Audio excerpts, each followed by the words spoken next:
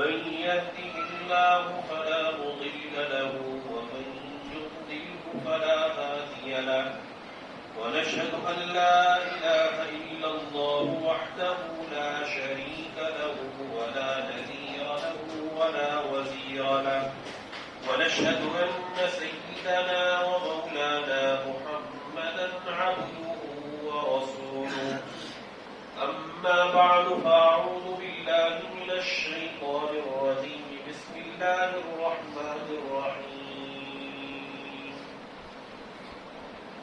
ولو أن أهل القرى آمنوا واتقوا لفتحنا عليهم بركات من السماء والأرض وقال تعالى يا أيها الذين آمنوا إن تتقوا الله يجعل لكم فرقانا ويكفر عنكم سيئاتكم ويغفر لكم والله ذو الفضل العظيم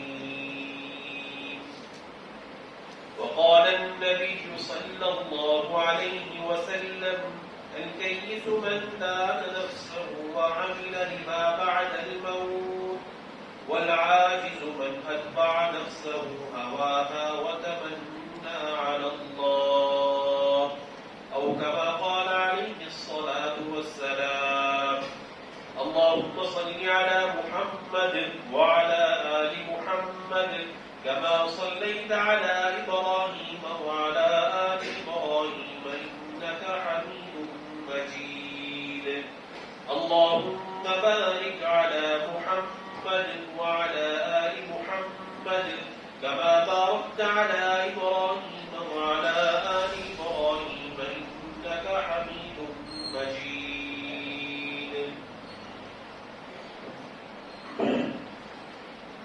محترم و مکرم میرے بہت ہی معزز اور مکرم باشعور ایمانی بھائیوں اور اس مجلس میں بطور خاص میرے وہ نوجوان جن کو میں بہت کثرت کے ساتھ اس مجلس میں دیکھ رہا ہوں اللہ تبارک و تعالیٰ ان کی جوانیوں میں بے حد برکت عطا فرمائے اور آپ کے اس ذوق اور شوق کو اور آپ کے اس جذبے کو میں سلام کرتا ہوں کہ اس پرفتن دور کے اندر اللہ کے گھر میں آنے کی توفیق میسر ہوئی ایسے جذبے کو ہمیشہ سلام کرنا چاہیے اور ایسے نوجوانوں کی ہمیشہ حوصلہ افزائی کرتے رہنا چاہیے کہ امت کو آج ایسے نوجوانوں کی اشد ترین ضرورت ہے اللہ تبارک و تعالی آپ سب کو بہترین جزائے خیر عطا فرمائے آپ تمام حضرات کو جو یہاں مبارک نسبت پر آئے کہ چونکہ مجلس اصلاحی اس کو نام دیا گیا کہ یہ اصلاحی مجلس ہے پہلی بات تو یہ ہے کہ میں بغیر کسی تصور اور تکلف کے یہ بات عرض کیے دیتا ہوں اللہ ہم سب کی اصلاح فرمائے اصلاح تو وہ کرتا ہے جس کی خود کی اصلاح ہوئی ہو لیکن اپنے بڑوں کا بتایا ہوا سبق آخر وہ کہیں نہ کہیں تو سنانا ہے اور اس میں میں اپنے آپ کو بھی محتاج سمجھتا ہوں اور آپ بھی اپنے آپ کو محتاج ہی سمجھیں ہم سب اصلاح کے محتاج ہیں کب تک ہم اصلاح کے محتاج ہیں اس وقت تک اصلاح کے محتاج ہیں جب تک کہ ہمارا خاتمہ ایمان پر نہ ہوتا ہے زندگی ساری ہمیں اپنی اصلاح ہی کرنی ہے اصلاح میں انسان کی اصلاح میں جو سب سے بڑی جو رکاوٹ ہے وہ انسان کا نفس ہے اس کے بعد پھر شیطان ہے پہلی چیز جو انسان کے لیے رکاوٹ بنتی ہے اس کی اصلاح کرنے میں وہ انسان کا نفس ہے انسان کے اندر جو ہے نا جسے ہم نفس کہتے ہیں قرآن میں جس کو نفس امارہ کہا ہے جو ہمیں برائیوں کی طرف لے کر کے جاتا ہے جو ہمیں گناہوں کے اوپر ابھارتا ہے گناہوں کے تقاضے تو دل میں ڈالتا ہے تو اس کو نفس امارہ کہتے ہیں تو اس نفس سے ہمیشہ چوکنا رہنا اس نفس کے تعلق سے ہمیشہ بیدار رہنا میرا نفس کتنا ہی متقی اور پرہیزگار کیوں نہ ہو جائے میں اپنے آپ کو میں یوں سمجھوں میرا نفس مجھے کہے اب تو تجھ سے گناہ نہیں ہو سکتا بہت متقی ہے تو بہت پرہیزگار ہے تو بہت اللہ سے ڈرنے والا ہے تیرے ماتھوں پہ تو سجدوں کے نشانات آ گئے اتنا اللہ سے ڈرتا ہے اب تجھ سے گناہ نہیں ہو سکتا لیکن یاد رکھے کہ نفس ایک ایسی چیز ہے جو انسان کو ایسے وقت کے اندر گمراہ کرے گا کہ انسان کا وہم و گمان بھی نہیں. اسی لیے خواجہ عزیز الحسن مجذوب رحمۃ اللہ علیہ جو ایک بہت بڑے اللہ کے ولی گزرے ہیں، حضرت حکیم الامت مولانا اشرف علی تھانوی نفر اللہ مرتضی کے عظیم خلفاء میں سے تھے. ان کا یہ شعر ہے، اور اکثر ہم نے اپنے اکابرین کو دیکھا کہ ان کے گھروں میں ان کی دیواروں پہ یہ شعر ہمیشہ لکھا ہوا رہتا. دیکھا ہم لکھا ہوا شعر یہ ہے: بھروسہ کچھ نہیں نفس امارہ کا ہے ظاہر، بھروسہ کچھ نہیں نفس امارہ کا ہے ظاہر، فرشتہ بھی یہ ہو جائے تو اس سے بدگمان ہے. ہمارا نفس اگر فرشتہ بھی ہو جائے نا، 24 گھنٹے اللہ اللہ کبیر زبان پر ہو، 24 گھنٹے ہماری آنکھوں سے اللہ کے ڈر کی وجہ سے آنسو بھی نکلنے لگ جائیں، اور ہمارا اوڑھنا بچھونا اللہ کا گھر بھی کیوں نہ بچ جائے، تب بھی اس نفس سے کبھی کوئی اٹھنا ہی نہیں ہو سکتا. اس لیے یہ میرے تنقیدی بات اس لیے تھی کہ ہم ایک مبارک نسبت پر اصلاحی مجلس کے عنوان پر جمع ہوئے، جس اصلاح کا میں بھی محتاج ہوں، آپ بھی محتاج ہیں. اور نیتوں کی درستگی اس لیے ضروری ہے کہ اگر میری نیت اللہ نہ کرے یہ ہو کہ میں نیت یہ رکھوں کہ میں یہاں کچھ ایسی بات کر کے جاؤں نا کہ ایک پرانا کھنا کے لوگ بات دیکھ کہے کیا خالی صاحب نے بات. تو اگر میری نیت یہ ہو تو یاد رکھیں میری نیت میرا اللہ جانتا ہے، اور پھر اس نیت پر یہ جو میں ایسی نیت رکھوں کہ میری واہ ہو، میرا نام بڑھے، میری لوگ مثالیں دیں، اس پر مجھے اللہ کہہ رہا اجر تو کیا ملے گا، الٹا مجھے وبال بھگتنا پڑے گا. اور آپ کی نیت یہ ہونی چاہیے کہ اللہ یہ تیرا بندہ کچھ کہنے بیٹھا ہے، اس کے دل میں وہ بات ڈال دے جو ہم سب کے لیے نافع ہو. آپ کی نیت یہ نہ ہو کہ ہم غور سے سنیں گے، کہیں کچھ کچی والی بات نظر آئی، کہیں کوئی ٹیڑھی بات نظر آئی، اس کو پکڑ کے اچھا لیں گے. اس کو وہ تو بولنا بھی نہیں آتا، یہ کیسا بول رہی ہے، تمہیں پتہ بھی نہیں کیا بولنا ہے اور کہاں بولنا ہے. تو یہ نیتوں کے بگاڑ کی وجہ سے جو ہے نا اعمال کا جو ہمارا مرتب ہوتا ہے نا وہ نیت پر. اس لیے امام بخاری رحمۃ اللہ علیہ نے بھی بخاری جیسی عظیم ترین کتاب کی جو ابتدا ہے وہ اسی حدیث سے کی ہے، انما الاعمال بالنیات.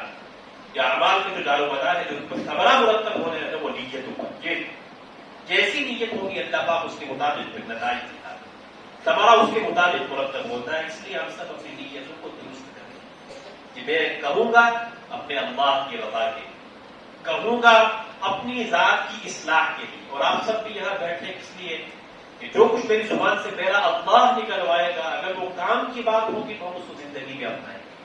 سب یہ نیت کر رہے ہیں.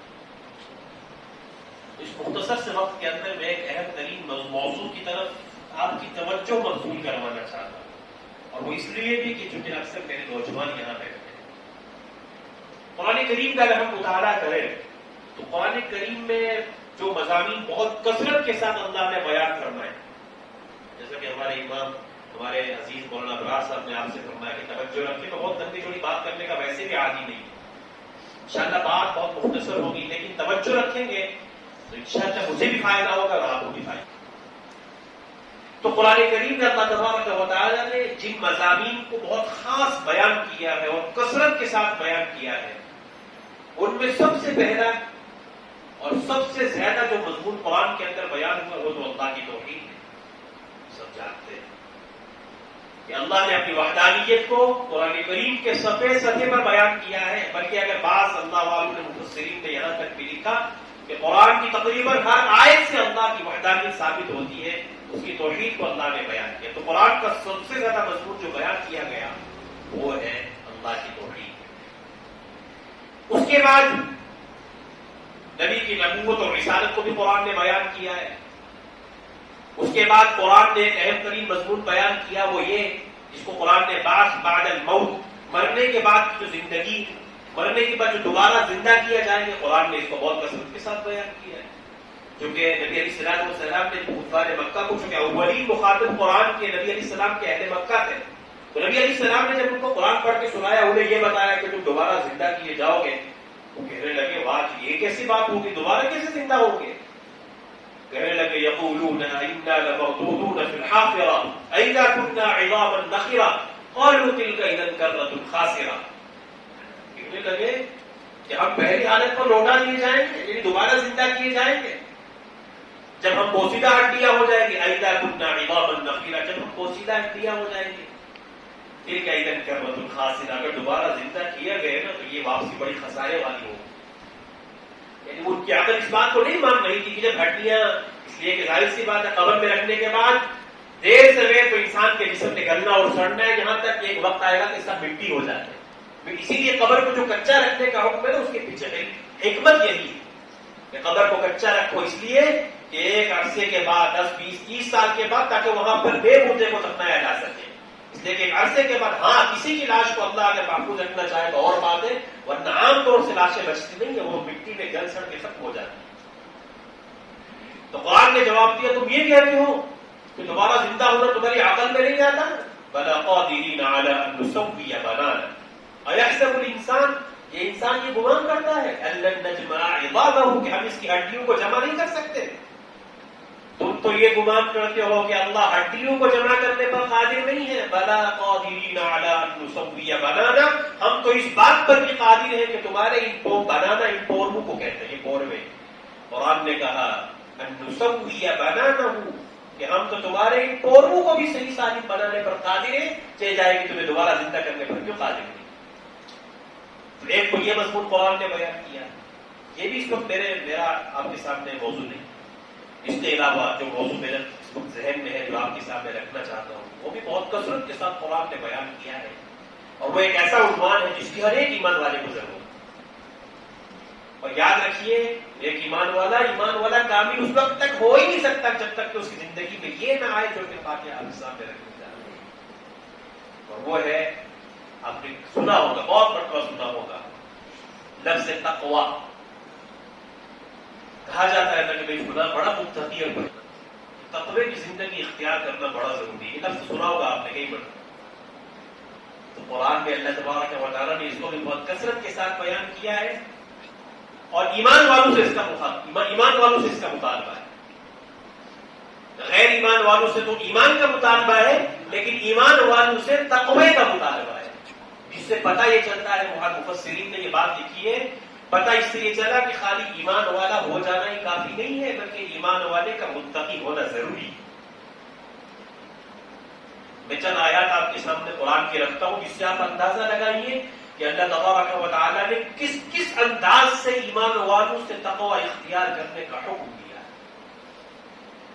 پہلے میں تقوی کے مضمون کو آپ سمجھ لیجیے، تقوی کہتے ہیں کسے، پھر قرآن کی آیات سے اس کو منتقل کرواتا ہوں. تقوی یہ عربی گرامر کے اعتبار سے اتقاء سے یا وقیہ، اس اعتبار سے اس کے معنی آتے ہیں بچنے کے، بعض معنی اس کے آتے ہیں ڈرنے کے. تو قرآن نے کہا ایمان والوں یا ایھا الذین آمنوا اتقوا اللہ، جیسے ایک آیت آپ کے ذہن میں اس وقت میں کئی مرتبہ آپ نے پڑھا ہوگا قرآن میں، ایمان والوں اللہ سے ڈرو. کیا مطلب اللہ سے ڈرنے کا؟ تو کیوں اس کا مطالبہ کیا گیا اللہ سے ڈرو؟ اور بعض جگہ قرآن میں اللہ تبارک و تعالیٰ نے ایک ہی آیت میں دو مرتبہ تقوی اختیار کرنے کا حکم دیا، جس سے پتہ چلتا ہے کہ اللہ رب العزت کے یہاں اس کی کتنی اہمیت ہے کہ ایمان والے کو متقی ہونا چاہیے. ایمان والا خالی مومن نہ ہو، مومن ہونے کے ساتھ ساتھ متقی، اللہ سے ڈرنے والا. ایک مرتبہ حضرت عمر بن خطاب رضی اللہ تعالیٰ عنہ، جو اللہ کے نبی علیہ السلام کے ان صحابہ میں سے تھے جو خلیفہ ثانی بھی تھے، نبی علیہ السلام کی زبان مبارک سے جن کے لیے نکلا عمر فی الجنہ، نبی علیہ السلام کی زبان مبارک سے جن کے لیے نکلا لو کان بعدی نبی لکان عمر، میرے بعد کوئی نبی ہوتے تو عمر ہوتے. اتنے عظیم المرتبہ صحابی کہ جس راستے سے عمر نکلتے شیطان اس راستے سے نہیں آیا کرتا. اتنے عظیم المرتبہ صحابی ہے وہ. ایک مرتبہ ایک صحابی رسول اپنے ساتھی جن کا نام ابی بن کعب تھا رضی اللہ عنہ، اور یہ وہ صحابی تھے جنہیں اللہ پاک نے قرآن علوم پر بہت مہارت دے رکھی. تو حضرت عمر بن خطاب رضی اللہ تعالیٰ عنہ پوچھ رہے ہیں حضرت ابی بن کعب رضی اللہ تعالیٰ عنہ سے کہ اے ابی بن کعب، یہ قرآن میں اللہ تبارک و تعالیٰ بار بار ایمان والوں سے مطالبہ کرتا ہے ایمان والوں تقوی اختیار کرو، یہ تقوی کیا چیز ہے جس کا اللہ ہم سے مطالبہ کر رہے ہیں؟ تو ابی بن کعب رضی اللہ تعالیٰ عنہ نے کہا کہ اے عمر، ایک مثال کے ذریعے سے سمجھایا، کیا کبھی ایسے راستے سے گزرنے کا اتفاق نہیں ہوا تمہیں کہ جو خاردار ہو، کانٹوں والا ہو، جھاڑیوں والا ہو، جیسا کہ ہمارے گاؤں دیہاتوں میں جب آج کل اب جو سیزن آ رہا ہے، راستے تنگ ہو جاتے ہیں کھیتیوں کی وجہ سے، مکئی کی وجہ سے، گھاس کی وجہ سے، تو کیا تمہیں کبھی ایسے راستے سے گزرنے کا اتفاق نہیں ہوا کہ جہاں سے گزرتے ہوئے کانٹے اور خاردار جھاڑیاں ہوں؟ حضرت عمر فاروق رضی اللہ تعالیٰ عنہ نے فرمایا کئی مرتبہ گزرنے کا اتفاق ہوا ہے. تو حضرت ابی بن کعب نے پوچھا کہ جب ایسے راستے سے گزرتے ہو تو کیسے گزرتے ہو؟ تو حضرت عمر فاروق رضی اللہ تعالیٰ عنہ نے فرمایا کہ جب بھی ایسے راستے سے گزرتا ہوں تو اپنے دامن کو بچا کر کے بہت احتیاط سے گزرتا ہوں کہ میرے کپڑے کہیں میرے دامن کہیں ان کانٹوں میں نہ الجھ جائے، میرے کپڑے کہیں گرد آلود نہ ہو جائیں، میرے کپڑے کہیں خراب نہ ہو جائیں، بہت احتیاط سے اس راستے کو پار کر لیتا ہوں. تو حضرت ابی بن کعب رضی اللہ تعالیٰ عنہ نے فرمایا فذاک التقویٰ، یہی تقویٰ کی حقیقت ہے کہ تم دنیا کی زندگی میں اس طریقے سے دنیا کی وہ زندگی کو عبور کر جاؤ، پار کر جاؤ کہ تمہارے دامن کے ساتھ تمہاری زندگی میں اللہ کی کوئی ناراضگی، اللہ کی حرام کردہ چیزوں میں سے کسی کا تم ارتکاب نہ کرو، اور اس طرح بچا کر کے زندگی گزار کر کے اللہ کے یہاں پہنچ جاؤ. یہ تقویٰ ہے. قرآن نے اس کو اختیار کرنے کا حکم دیا ہے. اس تقوی پر ملتا کیا ہے؟ جب انسان متقی بنتا ہے، اللہ سے ڈرنے والا بنتا ہے، تو ملتا کیا ہے؟ اگر ہمارا ایمان اللہ کے قرآن پر ہے تو قرآن سے آپ کو بتاتا ہوں کہ جب یہ ایمان والے کو یہ نعمت حاصل ہو جائے کہ سفر ہو یا حضر ہو، جلوت ہو یا خلوت ہو، بند کمرہ ہو یا مجمع عام ہو، ایک ایمان والے کے اندر یہ صفت پیدا ہو جائے میرا اللہ مجھے دیکھ رہا ہے. وہ آنکھ لا تأخذہ سنۃ ولا نوم، جسے نہ اونگ آتی ہے نہ نیند آتی ہے. جس آدمی ایمان والے کے دل میں یہ جذبہ پیدا ہو جائے کہ بند کمرہ ہے تو کیا ہوا، میرا اللہ تو مجھے دیکھ رہا ہے. جیسا کہ حضرت عمر فاروق رضی اللہ تعالیٰ کے زمانے میں حضرت عمر فاروق رضی اللہ تعالیٰ ایک مرتبہ رات کو گشت کرتے ہوئے ایک مکان کے پاس سے گزرے کہ دو عورتیں آپس میں بات کر رہی ہیں. حضرت عمر فاروق رضی اللہ تعالیٰ نے آواز سے پہچانا کہ ایک کوئی بزرگ عورت لگتی ہے اور ایک کوئی جوان معلوم ہوتی ہے. تو نبی حضرت عمر فاروق رضی اللہ تعالیٰ نے کان لگا کر کے سنا یہ کیا یہ باتیں کر رہی ہیں دو عورتیں. ہاں تو ایک دوسرے سے کہہ رہی ہے کہ دودھ کم ہے اس میں پانی ڈال دو. وہ جو نوجوان تھی لڑکی اس نے کہا کہ امیر المؤمنین نے دودھ میں پانی ڈالنے سے منع فرمایا ہے. وہ بزرگ عورت کہنے لگی کس کو پتا امیر المومنین کہاں ہے، یہاں کون دیکھ رہا ہے، ڈال دے پانی. کہا کہ امیر المومنین تو نہیں دیکھ رہا ہے لیکن امیر المومنین کا مالک تو دیکھ رہا ہے. کہ تنہائی ہے، کوئی دوسرا نہیں ہے، کوئی تیسرا نہیں ہے. اللہ معاف کرے آج کا ہمارا معاشرہ اور مندر سے کیسے ہم تو مواقع کو تلاش کرتے ہیں، کہاں تنہائی کے مواقع ملے اور ہم گناہوں کا ارتکاب کرتے ہیں. اللہ ہم سب کو معاف کرے. ہمارے معاشرے کی یہ تلخ حقیقت ہے، یہ کڑوا سچ ہے. ہم تو گناہوں کے مواقع کو تلاش کرتے ہیں کہ کب موقع ملے اور اللہ کے اس حکم کو توڑ دیں، کب موقع ملے اور اللہ کے حرام کردہ چیزوں کا ارتکاب کر دیں. یہ کمروں کے سوراخ کو، کھڑکیوں کو بند کرتے وقت کبھی ہمیں یہ خیال نہیں آتا کہ کھڑکیوں کے سے تو وہ دیکھے گا جو دنیا والا ہے، لیکن وہ ذات کہ جس کو کوئی پردہ نہیں، کوئی حاجت نہیں کہ دین پہ تم جتنے مرضی پردے عائد کر دو، وہ دیکھنے والی ذات پتہ کیسی ہے؟ الا یعلم من خلق، کیا وہ ذات نہیں جانتا جس نے پیدا کیا؟ وهو اللطیف الخبیر، بہت باریک بھی اور بہت باخبر ہے کہ اللہ کی دیکھنے کی طاقت پتہ ہے کیسی طاقت ہے؟ عرش اعظم پر بیٹھ کر کے سمندر کی گہرائی میں، کالے سمندر میں نیچے تہ کے اندر اگر کوئی پہاڑ ہو اس کے اوپر اگر چیونٹی بھی چلے اس کے چلنے کے نشانات کو بھی اللہ تبارک و تعالیٰ دیکھ سکتے. تو کیا گمان ہے کہ ہم بند کمروں کے اندر، تنہائیوں کے اندر اللہ کی نافرمانی کر کے کیا کر رہے ہیں؟ یہ تو ایک مثال دے رہا ہوں، ورنہ کہ جیسا اللہ سے ڈرنے کا حق ہے قرآن نے کہا فاتقوا اللہ ما استطعتم، کہ جتنا تم اللہ سے ڈر سکتے ہو اللہ سے ڈر جاؤ. جو جتنا اللہ سے ڈرے گا اللہ پاک ان کے لیے اتنے ہی راستے کھولے. یہ اللہ کا قرآن کہتا ہے وَمَن يَتَّقِ اللَّهَ يَجْعَلْ لَهُ مَخْرَجًا، جو آدمی اللہ سے ڈرے گا اللہ پاک اس کے لیے تنگی سے نکلنے کے راستے بنا دے. وَمَن يَتَّقِ اللَّهَ يَجْعَلْ لَهُ مِنْ أَمْرِهِ يُسْرًا، جو آدمی اللہ سے ڈرے گا اللہ پاک اس کے کاموں میں آسانی پیدا کر دے. یہ اللہ کا قرآن ہے. اگر ہمیں اللہ کے قرآن پر ایمان ہے تو سوچئے ذرا کہ جب اللہ اس کی ذمہ داری لے رہے ہیں یجعل لہ مخرجا، کہ اللہ تبارک و تعالی ہر تنگی سے نکلنے کا راستہ جو تمہیں دیں گے نا، اس کی وجہ کیا ہوگی کہ جب تمہارے دلوں میں اللہ کا ڈر آئے گا کہ میں خلوت ہوگی تو بھی اللہ سے ڈروں گا، جلوت ہوگی تو بھی اللہ سے ڈروں گا، کوئی دیکھے تو بھی اللہ سے ڈروں گا، نہ دیکھے تو بھی اللہ سے ڈروں گا، تو پھر اللہ پاک ایسے آدمی کے لیے تنگیوں سے نکلنے کا راستہ بتاتے ہیں۔ وَيَرْزُقْهُ مِنْ حَيْثُ لَا يَحْتَسِبُ، کہ اللہ پاک اس کو ایسی جگہ سے رزق دے گی جہاں تک اس کا گمان بھی نہ گیا، اس کے وہم میں بھی یہ بات نہیں آ سکتی کہ یہ کہاں سے آ گیا۔ لیکن جب اللہ کا وعدہ ہے کہ تقوی کی جب تم دولت حاصل کر لو گے تو اللہ تبارک و تعالیٰ اس پر تمہیں یہ نعمت دے کے تمہیں پتہ بھی نہیں چلے ہوگا تمہارے سارے کام کہاں سے بنتے چلے جائیں۔ لیکن اس کے لیے تقوی کو حاصل کرنا ضروری ہے، اللہ کے ڈر اور خوف کو پیدا کرنا ضروری ہے۔ لیکن بڑے افسوس کے ساتھ میں اپنے آپ سے یہ بات کہہ رہا ہوں، ہمارے دلوں میں سب کی محبت ہے سوائے اللہ کی، ہمارے دلوں میں سب کا ڈر ہے سوائے اللہ کے ڈر کے۔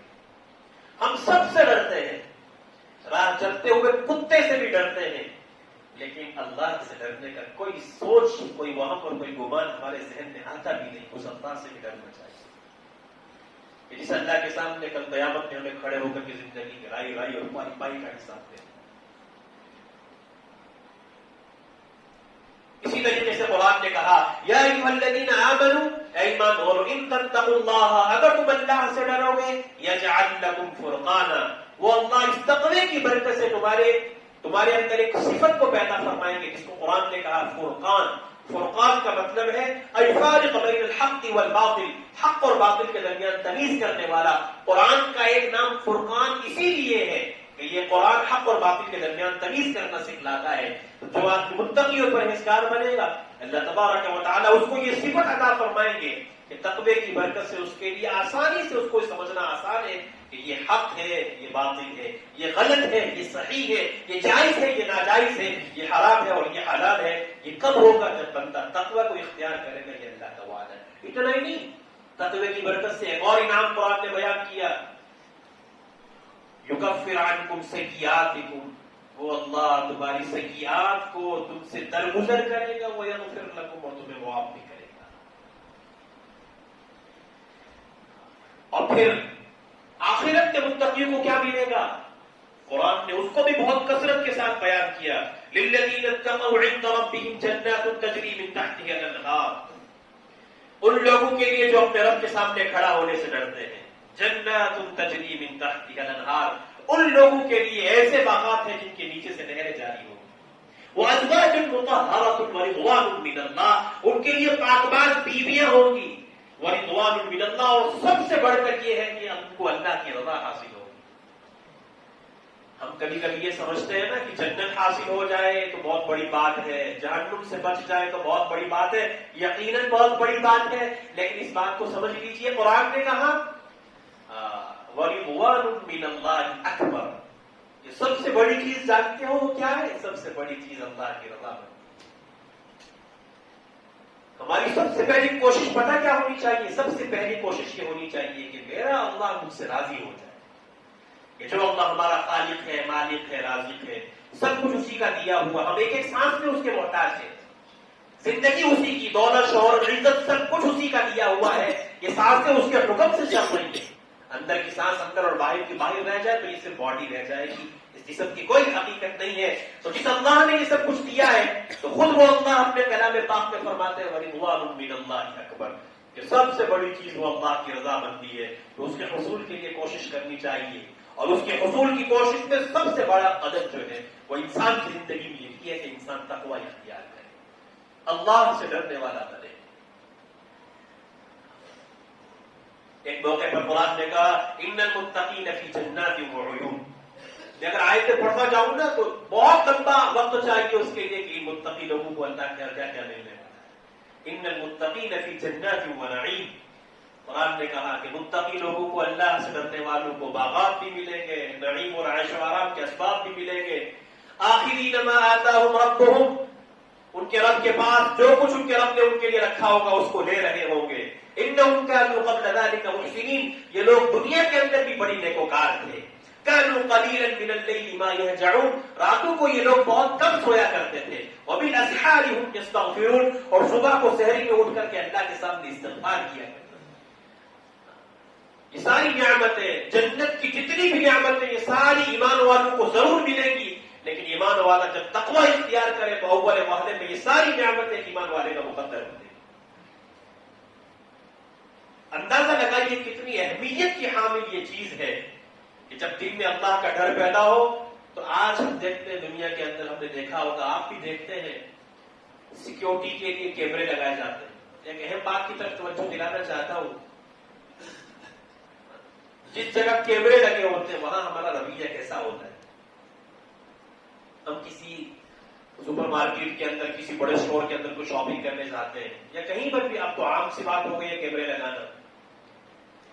جب کہیں ہم پڑھتا لکھا ہوا ہمیں نظر آتا ہے کہ آپ سی سی ٹی وی کیمرے میں ہیں، آپ اس کی نگرانی میں ہیں، جب ہماری نظر اس سی سی ٹی وی کیمرے پر پڑتی ہے، اللہ کو حاضر ناظر رکھ کر کے اپنے آپ سے پوچھیں ہمارا رویہ کیسا ہو جاتا ہے؟ ہم کتنے محتاط ہو جاتے ہیں؟ ایسی بات کہ جو بہت زیادہ معاملہ کو خراب کرنے والی ہے اس کو تو چھوڑ دیجیے، ہم تو ایسا کام بھی نہیں کرتے جو عیب کے زمرے میں آتا ہو۔ مثال کے طور پر کیمرہ میرے سامنے ہو تو میں تو اپنی انگلی بھی ناک پہ نہیں ڈالتا کہ کیمرے میں میری یہ حرکت ریکارڈ ہو جائے۔ تو سی سی ٹی وی کیمرے کو دیکھ کر کے اگر ہمارا یہ رویہ ہے تو کیا اللہ کی ذات، العیاذ باللہ العیاذ باللہ العیاذ باللہ، ان سی سی ٹی وی کیمرے سے یا ان کو مینیج کرنے والوں، ان کو دیکھنے والے سے بھی نعوذ باللہ گھٹیا ہے کہ ہمیں اللہ کا دھیان نہیں ہے، وہ اللہ جو ہر حال میں دیکھ رہا ہے، اور کوئی شرم و حیا نہیں ہے، کوئی ہمارے اندر وہ نہیں ہے کہ ہمارا اللہ ہمیں دیکھ رہا ہے، مجھے اس کے سامنے کھڑا ہونے کل قیامت کے اندر۔ حدیث پاک میں آتا ہے کہ ابن آدم کے پاؤں اس وقت تک اللہ کے سامنے ہٹنے نہ پائیں گے جب تک کہ وہ اللہ کو 4 باتوں کا جواب نہ دیں گے۔ تو جب اللہ کے سامنے کھڑا ہونا ہے، اللہ کے سامنے زندگی کا حساب دینا ہے، تو قرآن نے کہا فَمَنْ ثَقُلَتْ مَوَازِينُهُ فَأُولَٰئِكَ هُمُ الْمُفْلِحُونَ، جس کا پلڑا بھاری ہوگا وہ کامیاب ہے، وَمَنْ خَفَّتْ مَوَازِينُهُ فَأُولَٰئِكَ الَّذِينَ خَسِرُوا أَنفُسَهُمْ فِي جَهَنَّمَ خَالِدُونَ، جس کا پلڑا ہلکا ہو جائے گا، فَأُولَٰئِكَ الَّذِينَ خَسِرُوا أَنفُسَهُمْ، یہ لوگ ہیں کہ جنہوں نے اپنا بہت نقصان کیا، فِي جَهَنَّمَ خَالِدُونَ، ہمیشہ کے لیے لوگ جہنم میں جائیں۔ فَمَن يَعْمَلْ مِثْقَالَ ذَرَّةٍ خَيْرًا يَرَهُ، ذرہ بھر بھی نیکی کر کے جاؤ گے اللہ کے یہاں اس کو بھی دیکھو گے، وَمَن يَعْمَلْ مِثْقَالَ ذَرَّةٍ شَرًّا يَرَهُ، ذرہ بھر بھی برائی کر کے جاؤ گے اس کو بھی کل قیامت میں اللہ کے یہاں دیکھو گے۔ اگر ہم مثال کے طور پر، اگر ہم تجارت پیشہ لوگ ہیں، مثال کے طور مثال دے رہا ہوں بات سمجھانے کے لیے، اگر آپ میں کوئی تاجر ہے، کوئی دکان کرتا ہے، اچھی طرح اس بات کو سمجھ لیں، زندگی کا کوئی سا بھی شعبہ ہو، ایک عالم ہے، ایک جاہل ہے، ایک دکاندار ہے، کھیتی باڑی کرنے والا ہے، ہر ایک ایمان والے سے اس تقوی کا مطالبہ ہے، جو جس معاملے میں اللہ سے غفلت برتے گا اس کو بھگتنا پڑے گا اگر اللہ کے قانون نے کام کیا۔ کیا آپ تجارت کرتے ہیں، آپ نے کوئی چیز کسی کو تول کر کے وزن کر کے دی، یاد رکھیں بظاہر بہت چھوٹا سا جرم ہے، بظاہر کہنے کے اعتبار سے کہ بھائی 1 کلو کی چیز آپ نے 900 گرام یا اس سے کچھ اوپر دے دی، بس 50 گرام کا یا اس سے بھی کم کا فرق تھا، اگر آپ نے کسی کا اتنا بھی حق مارا ہے اور آپ کے ذہن میں یہ بات نہیں آئی کہ میں کسی کا حق مار رہا ہوں، تو کل قیامت میں اللہ کے یہاں آپ کو کچھ تو بھگتنا پڑے گا۔ اور اتنی سی کمی کرنے والوں کے لیے قرآن کا اعلان سنیے، قرآن نے کہا وَيْلٌ لِّلْمُطَفِّفِينَ الَّذِينَ إِذَا اكْتَالُوا عَلَى النَّاسِ يَسْتَوْفُونَ وَإِذَا كَالُوهُمْ أَوْ وَّزَنُوهُمْ يُخْسِرُونَ۔ اس آیت کے شان نزول میں مفسرین نے لکھا ہے کہ نبی علیہ السلام جب مدینہ تشریف لائے تو مدینہ کے لوگوں کو دیکھا کہ جو تجارت کرتے ہیں وہ ڈنڈی مارتے ہیں، وہ یہ ان کے اندر کی برائی تھی کہ لوگوں سے جب لیتے تھے تو پورا پورا لیتے تھے، جب لوگوں کو دیتے تھے تو کمی کر کے لیتے تھے۔ اس وقت یہ وعید نازل ہوئی تو مفسرین نے لکھا کہ اس کی برکت سے آج تک مدینہ کے تجار، مدینہ کے تاجر لوگ اس کا اتنا خیال رکھتے ہیں کہ جھکتا ہوا تولتے، سامنے والے کو تو حق جانے دیتے لیکن کسی کا حق مارتے نہیں۔ لیکن یہ وعید آج تک موجود ہے، جو بھی ایسا کرے گا ان کو اس وعید میں شامل ہے۔ کتنی وعید قرآن نے کہا وَيْلٌ لِّلْمُطَفِّفِينَ، کمی کرنے والوں کے لیے بڑی ہلاکت ہے۔ اور بعض مفسرین نے لکھا کہ ویل سے مراد جہنم کی ایک وادی ہے کہ جس سے جہنم خود بنا مانگتی ہے۔ الَّذِينَ إِذَا اكْتَالُوا عَلَى النَّاسِ يَسْتَوْفُونَ، کہ جب لوگوں سے لیتے ہیں یستوفون تو پورا پورا لیتے ہیں، وَإِذَا كَالُوهُمْ أَوْ وَزَنُوهُمْ يُخْسِرُونَ، جب ان کو ناپ کر دیتے ہیں یا وزن کر کے دیتے ہیں، یخسرون، تم گھٹا کر کے دیتے ہیں۔ تو ایسا کرنے والوں کے لیے قرآن نے کہا وَيْلٌ لِّلْمُطَفِّفِينَ۔ اب اس کی تفسیر میں مفسرین نے یہ بات بھی لکھی ہے، یہ صرف کمی بیشی تول میں نہیں ہے، زندگی کے ہر شعبے میں آپ جس کے ماتحت ہو، جہاں کام کر رہے ہو، آپ کا جتنا کانٹریکٹ ہوا ہے، جتنا معاہدہ ہوا ہے، اس میں جو کمی کرے گا وہ قرآن کی وعید میں شامل ہے۔ مثال کے طور پر آپ ٹیچر ہیں، آپ گورنمنٹ جاب کرتے ہیں، تو گورنمنٹ جاب کرتے ہوئے 10 سے 4 اگر آپ کا وقت ہے، آپ اس پہ جتنی ڈنڈی ماریں گے تو آپ بھی اس وعید میں شامل ہیں، وَيْلٌ لِّلْمُطَفِّفِينَ میں۔ یہ سب کیوں ہوتا ہے کہ جب دل میں اللہ کا ڈر نہیں ہے۔ دنیا والے کبھی کوئی آفیسر چیک کرنے آ گیا تو کیسے بھاگم بھاگ ہوتی ہے، لیکن وہ اللہ جس کے لکھنے والے لکھ رہے ہیں، جس کی دیکھنے والی آنکھیں دیکھ رہی ہیں، مَا يَلْفِظُ مِن قَوْلٍ إِلَّا لَدَيْهِ رَقِيبٌ عَتِيدٌ۔ ہم تو ایک ایک بول جو زبان سے نکالتے ہیں اس پر بھی اللہ کی طرف سے ایک لکھنے والا مقرر ہے، چل جائے کہ یہ ہماری حرکتیں کل قیامت میں جب اللہ کے سامنے کھڑے ہوں گے اور ہمارے نامہ اعمال کی اسکرین چلتی ہوئی ہمیں نظر آئے گی، جس کو قرآن نے بیان کیا، وَوُضِعَ الْكِتَابُ فَتَرَى الْمُجْرِمِينَ مُشْفِقِينَ مِمَّا فِيهِ۔ جب نامہ اعمال کو کھولا جائے گا، فَتَرَى الْمُجْرِمِينَ، اور یہ مجرم لوگ دیکھیں گے، مُشْفِقِينَ مِمَّا فِيهِ، اپنے نامہ اعمال کو، اس کو دیکھ کر کے ڈریں گے، وَيَقُولُونَ يَا وَيْلَتَنَا مَا لِهَذَا الْكِتَابِ، کہیں گے او ہو کیا ہو گیا ہمارے اس نامہ اعمال کو، لا يغادر صغيرة ولا كبيرة الا احصاها، ہم نے دنیا میں جو کچھ کیا تھا، چھوٹا کیا تھا، بڑا کیا تھا، زیادہ کیا تھا، کم کیا تھا، الا احصاها، وہ سب یہاں پر لکھا پڑا موجود ہے، ووجدوا ما عملوا حاضرا، جو کچھ انسان کر کے جائے گا کل قیامت میں کھلی آنکھوں سے انسان اپنی آنکھوں سے وہاں سب کچھ دیکھے گا۔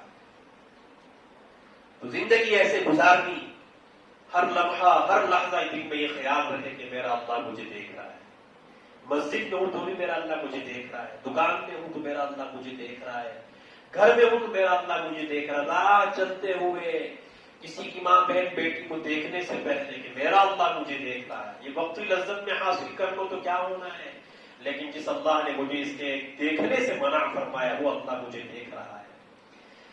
آپ گورنمنٹ جاب کرتے ہیں تو وہاں کمی بیشی کرنے سے پہلے کہ یہاں کسی کا حق ماروں گا میں، کسی کو غلط سرٹیفکیٹ جاری کروں گا میں، کسی کی غلط گواہی اگر دوں گا میں، دنیا کے اعتبار سے تو معاملے میرے سالو ہو جائیں گے، میں کر لوں گا ادھر سے ادھر، لیکن اللہ کے ہاں یہ سب کچھ نہیں چلے گا۔ وہاں جو کھرا ہے وہی کھرا ہے، جو کھوٹا ہے وہ کھوٹا ہے۔ ہم دنیا میں تو اپنی چرب زبانی سے کسی معاملے میں بڑے بڑے آفیسروں کے سامنے ہم اگر زبان والے ہم بولنا جانتے ہیں تو بول کر کے ہم جو ہے اپنا کام بنا لیتے ہیں، ہیر پھیرا کر لیتے ہیں، لیکن اللہ کے سامنے کوئی کسی کی چرب زبانی نہیں چلنے والی۔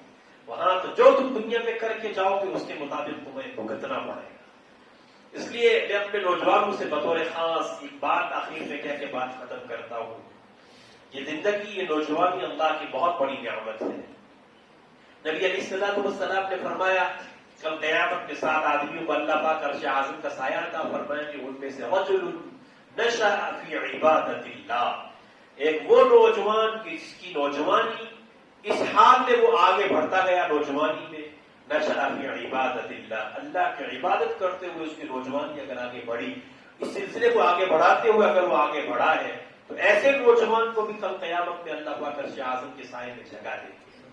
تو میرے عزیز نوجوانوں، آج کے اس ماحول میں بڑے درد دل کے ساتھ یہ بات آپ سے کہہ رہا ہوں، بڑے درد دل کے ساتھ، ہر روز کوئی نہ کوئی ایسی خبر ملتی ہے، اس نے خودکشی کر لی، اس لڑکی نے زہر کھا کے جان لے لی، اس نے یوں کر لیا، دونوں نے آپس میں یوں کر لیا، یہ سب کیا ہے؟ یہ زندگی کیا اتنی معمولی سی چیز ہے؟ یہ اللہ کی امانت ہے، اس کو اس طرح ضائع مت کیجیے۔ اور ہم یہ سب کچھ کیوں ہوتا ہے؟ جب ہم نے اپنے نبی کو فالو کرنا چھوڑ دیا، نقش قدم نبی کے تھے جنت کے راستے، اس کو چھوڑ کر کے جب غیروں کو فالو کرنا شروع کیا، اللہ کی قسم کھا کے کہتا ہوں تب سے ہمارا ذلت مقدر بن گئی۔ ہمارے پاس نبی علیہ السلام کا اسوہ موجود ہو، نبی علیہ السلام کی زندگی ہمارے سامنے موجود ہو، قربان اس آقا صلی اللہ علیہ وسلم کی ذات اقدس پر اتنا پیارا نبی صلی اللہ نے ہمیں دیا، اس کی زندگی ہمارے پاس موجود ہو، اس کی بیٹیوں کی پاکیزہ زندگی ہمارے سامنے موجود ہو، اور ہم ان لوگوں کو فالو کریں جو اللہ کے بھی دشمن ہیں، جو نبی کے بھی دشمن ہے، جو قرآن کے بھی دشمن ہے، اور ہم ان کو اپنا آئیڈیل اور نمونہ بنائیں، بڑے افسوس کی بات ہے۔ نبی علیہ الصلوۃ والسلام نے فرمایا من تشبہ بقوم فہو منہم، اپنے نوجوانوں سے کہہ رہا ہوں، یہ نبی کا فرمان سنا رہا ہوں، بڑے درد دل کے ساتھ کہہ رہا ہوں۔ اللہ کے نبی نے فرمایا جو تم میں سے جس کے ساتھ مشابہت رکھے گا فہو منہم، وہ کل قیامت میں انہی میں سے اٹھایا جائے گا۔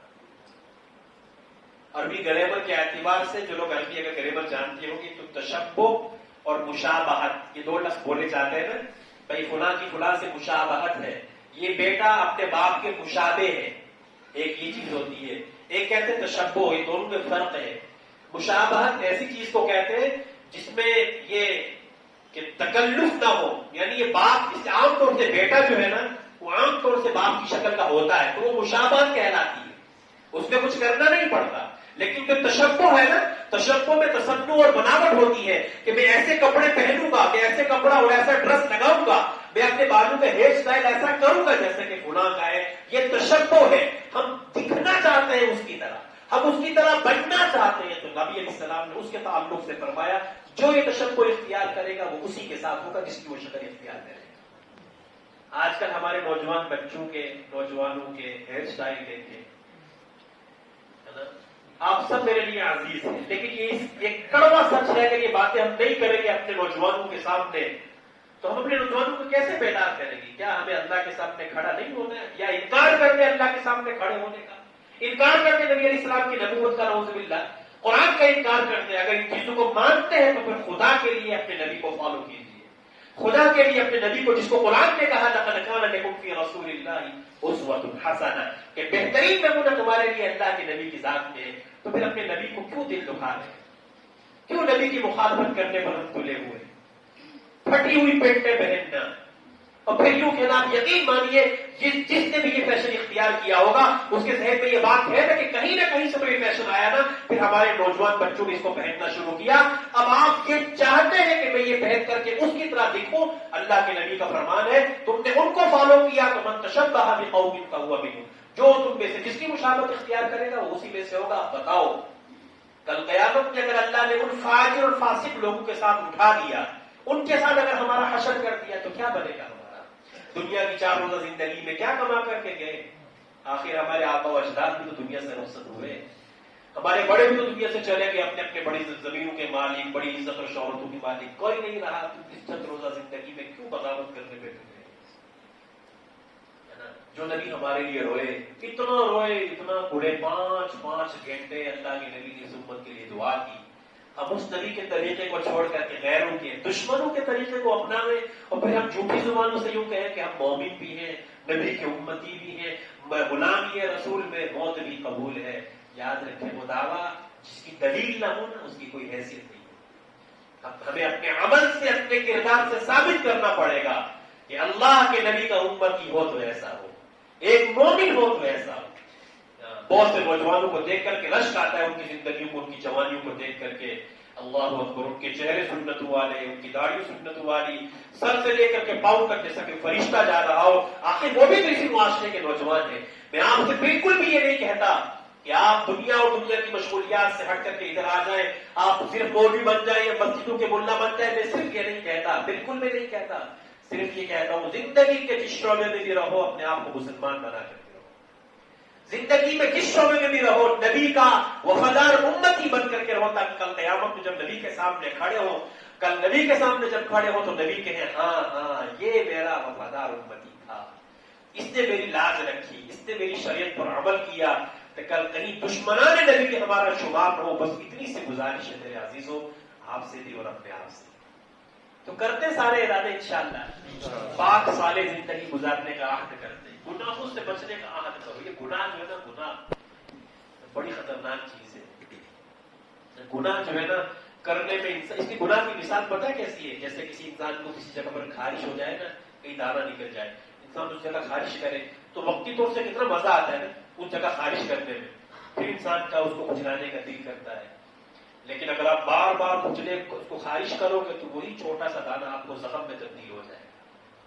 تو گناہ کی مثال بھی ایسی ہی ہے، ابتداء کوئی بھی گناہ کچے دھاگے کی طرح ہوتا ہے کہ انسان جسے کچے دھاگے کو توڑنا چاہے کوئی بھی توڑ سکتا ہے, بچہ بھی توڑ سکتا ہے, لیکن اگر اسی دھاگے کو اگر مضبوط کر دیا جائے, اس کے اوپر جو کچھ چڑھا کر کے اس کو کانچ وغیرہ لگا کر مضبوط کر دیا جائے, پھر آپ اس کو توڑ نہیں سکتے, وہ آپ کو توڑ دے گا. آپ اس کو کاٹ نہیں سکتے, وہ آپ کے ہاتھوں کو یہاں تک کہ گردنوں کو بھی کاٹ سکتا ہے. تو یہی مثال گناہوں کی بھی ہے. ایک وقت ہوتا ہے گناہ کے چھوڑنے کا, اگر گناہ اس وقت نہ چھوٹا تو پھر گناہ آپ کو ہلاک کر کے رہے گا. گناہ چاہے چھوٹا ہو یا بڑا, یہ سمجھ کے چھوڑو کہ میرے اللہ کی نافرمانی ہو رہی, میں اپنے اللہ کی نافرمانی کر کے اس اللہ کا باغی نہیں بننا چاہتا. میں اللہ کی نافرمانی کر کے اللہ کے عذاب کو برداشت نہیں کر سکتا. ہم برداشت کر سکتے ہیں اللہ کی پکڑ کو؟ کر سکتے ہیں؟ سوچی تو ذرا صحیح, کبھی ماچس کی تیلی لے کر کے دیکھنا, ماچس کی تیلی خالی اتنی سی ٹچ کرنا کہ کیا ہوتا ہے. پھر تصور تو کیجئے جس اللہ نے کہا وَكَذَلِكَ أَخْذُ رَبِّكَ إِذَا أَخَذَ الْقُرَىٰ وَهِيَ ظَالِمَةٌ, اور تیرے رب کی پکڑ جب وہ بستی والوں کو پکڑتا ہے, إِنَّ أَخْذَهُ عَلِيمٌ شَدِيدٌ, کہ اس کی پکڑ بہت دردناک اور بہت سخت ہے. اس نے بڑی بڑی قوموں کو ہلاک کر کے بتایا ہے, بڑی بڑی لوگوں کو ہلاک کر کے بتایا ہے. اس لیے اگر ہمارے پاس مال بھی ہے, دولت بھی ہے, عزت اور شہرت سب کچھ ہے, اور ہم گناہوں بھری زندگی گزارتے ہیں, کبھی ذہن میں یہ بات نہیں آنی چاہیے کہ اگر اللہ ہم سے ناراض ہے تو پھر ہمیں دولت کیوں دے رکھی ہے, شہرت عزت کیوں دے رکھی ہے. یاد رکھیے اس بات کو, یہ اللہ نے تمہیں ڈھیل دے رکھی ہے. اللہ ڈھیل دے رہے. ہو سکتا ہے یہ بندہ سدھر جائے, ہو سکتا ہے یہ بندہ گناہوں سے بچ جائے. ایک وقت تک اللہ کی طرف سے مہلت ملتی ہے. اگر اس وقت تک نہیں ہوا, پھر جب اللہ اپنی رسی کو کھینچتا ہے نا, پھر جب اللہ اپنی پکڑ میں لائے گا تو دنیا کی کوئی طاقت چھوڑا نہیں سکتی. تو کرتے سارے عہد انشاءاللہ گناہوں سے بچ کر کے زندگی گزاریں گے, تقوی اور پاکیزگی والی زندگی گزاریں گے. آنکھ غلط نہ دیکھے, کچھ بھی ہو جائے میری آنکھ غلط نہیں دیکھے. سینے پر آرے بھی چل جائے, کچھ بھی ہو جائے, نہیں دیکھوں گا میں کسی کی ماں بہن بیٹی کو غلط نگاہ سے. ذرا سوچے تو صحیح, ہماری ماں بہن بیٹی کو کوئی دیکھے تو ہماری غیرت جاگ جاتی ہے, اور ہم کسی کی ماں بہن بیٹی کو دیکھیں تو غیرت مر گر جاتی ہے. حالانکہ یہ وہ حکم تھا کہ قرآن نے جیسے بہت سی جگہوں پر کہا, ایک ہی ایمان والوں سے مخاطب کر کے کہا یا ایھا الذین آمنوا. قرآن یہاں بھی ایسے کہہ سکتا تھا ایمان والوں اپنی نگاہوں کو نیچے رکھو, لیکن اتنا یہ حکم اہلیت کا حامل تھا کہ مردوں کو الگ حکم دیا, عورتوں کو الگ حکم دیا. قل للمؤمنین یغضوا من ابصارہم, اے نبی جی ایمان والوں سے کہہ دیجیے اپنی نگاہوں کو نیچے رکھیں. اور پھر کہا وقل للمؤمنات یغضضن من ابصارہن, ایمان والی عورتوں سے بھی کہو کہ اپنی نگاہیں نیچے رکھیں. اور پھر آگے جو قرآن نے کہا وَيَحْفَظْنَ فُرُوجَهُنَّ, پہلے کہا نگاہوں کو نیچے رکھیں, شرمگاہوں کی حفاظت کریں. مفسرین نے یہ نقطہ لکھا ہے کہ جب آنکھیں بہکتی ہیں تو پھر اس کا اختتام, اس کا اینڈ جو ہے نا, پھر وہ شرمگاہوں تک جا کر کے بات ختم ہوتی ہے. ابتدا آنکھوں سے. اسی لیے جس کی آنکھ قابو میں نہیں ہے, یاد رکھیں اس کی اصلاح کبھی نہیں ہو سکتی. وہ جتنا مرضی تہجد گزار کیوں نہ ہو, جتنا مرضی اللہ کا ذکر کرنے والا کیوں نہ ہو, کتنا ہی رونے دھونے والا کیوں نہ ہو, جس کی آنکھ قابو میں نہیں ہے اس کی اصلاح نہیں ہو سکتی. تو اگر اصلاح چاہتے ہیں تو سب سے پہلے اپنی آنکھوں کو قابو کرنا پڑے گا. کچھ بھی ہو جائے میں نہیں دیکھوں گا. ایک مرتبہ اللہ کے ڈر سے آنکھوں کو نیچا کر کے دیکھیے. نبی علیہ السلام کی حدیث قدسی ہے کہ جب میرا بندہ میرے ڈر سے آنکھوں کو نیچا کرتا ہے تو وہ یجد حلاوۃ فی قلبہ, تو وہ ایمانی لذت کو اور ایمانی چاشنی کو اپنے دل میں محسوس کرتا ہے. اور پھر جب وہ ایمانی لذت نصیب ہونا شروع ہو جائے گی نا, پھر حسینائیں بھی تمہارے سامنے کھڑے ہونا, دنیا کی ساری حسینہ اور پورے تمہارے سامنے کھڑی کر دی جائیں, تمہارے دل میں اللہ کی محبت اور اللہ کا ڈر ہوگا, کہیں بھی نہیں دیکھو گے. لیکن اس کے لیے مشقت کرنی پڑے گی, شروعات کرنی پڑے گی. دماغ غلط نہ سوچے, آنکھ غلط نہ دیکھے, کان غلط نہ سنے. میوزک, اللہ معاف کرے, گاڑیاں, بعض مرتبہ جو گاڑی گزرتی ہے نوجوانوں کو دیکھ کے اتنا افسوس ہوتا ہے.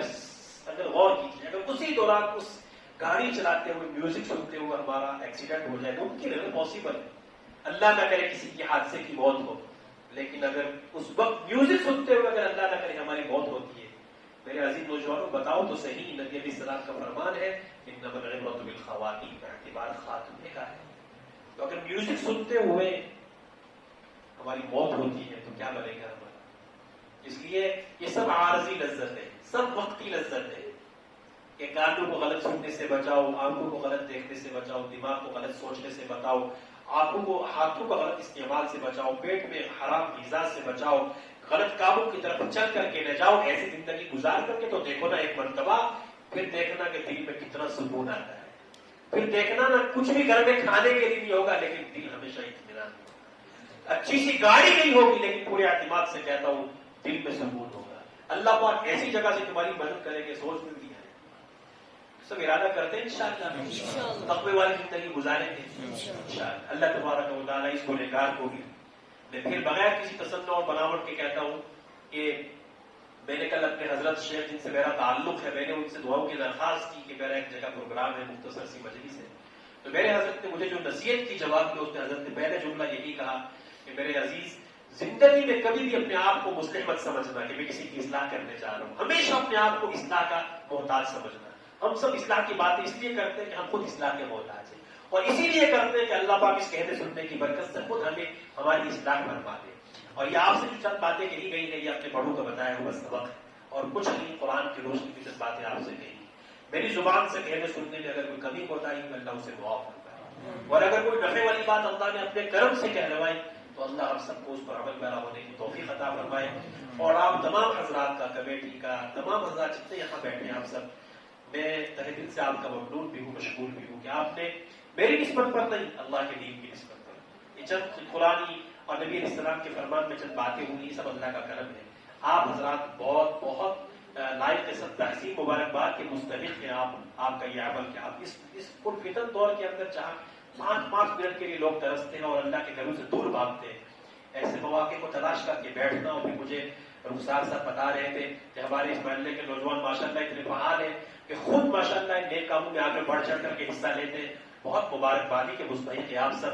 اللہ آپ کی جوانی میں خوب برکت عطا فرمائے. اللہ آپ کی جان میں مال میں ایمان میں عزت میں آبرو میں خوب برکت عطا فرمائے اور اس بستی کو اور اس مسجد کو اللہ پاک سارے عالم کی ہدایت کے عام ہونے کا ذریعہ فرمائے. وآخر دعوانا الحمدللہ رب العالمین.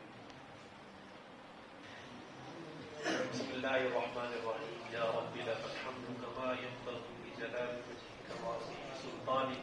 سبحان ربي العلي الأعلى الوهاب.